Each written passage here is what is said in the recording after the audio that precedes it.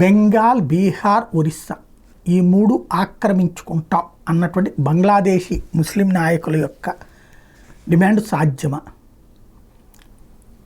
ఒరిస్సాలో అయితే సాధ్యం కాదు. బీజేపీ ప్రభుత్వం ఉంది, తాట తీస్తుంది. ఇంకోటి అక్కడ ఉన్నటువంటి ఎవరైనా రెచ్చిపోయినా కంట్రోల్ చేసేస్తారు. బీహార్లో ఖచ్చితంగా ఇప్పుడు ఎన్డీఏ ప్రభుత్వమే ఉంది, ప్రయత్నం చేయించాడు గట్టిగా ప్రతిఘటించడానికి వీళ్ళు బలంగానే ఉన్నారు. బెంగాలే సమస్య, మమతా బెనర్జీతోనే సమస్య.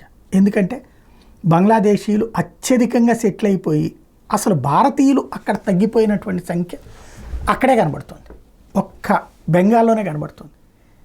వీళ్ళ ఉద్దేశం కూడా అక్కడి నుంచి ప్రారంభించి పక్క రాష్ట్రాలకు వెళ్ళాలి.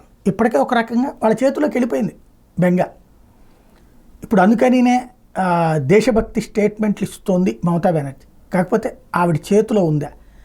బంగ్లాదేశీల్ని తిప్పి పంపే రోజు రాకపోతే తర్వాత నిదానంగా ఆ మూడు రాష్ట్రాలు ఏంటి దేశమంతా విస్తరించుకొచ్చిన ఆశ్చర్యపోనక్కర్లేదు. మన కళ్ళ ఎదురుగుండానే హిందువుల ప్రాంతాలు అట్లాగా వాళ్ళ చేతులకు వెళ్ళిపోయినాయి, అనేకం ఉన్నాయి. మనకి ఏ మీడియా చెప్పదు, ఏ పేపరు రాయదు, ఏ మేధావి వివరించడు. కాబట్టి రాబోయేటటువంటి రోజుల్లో ప్రమాదాలకు సిద్ధంగా ఉండాలి.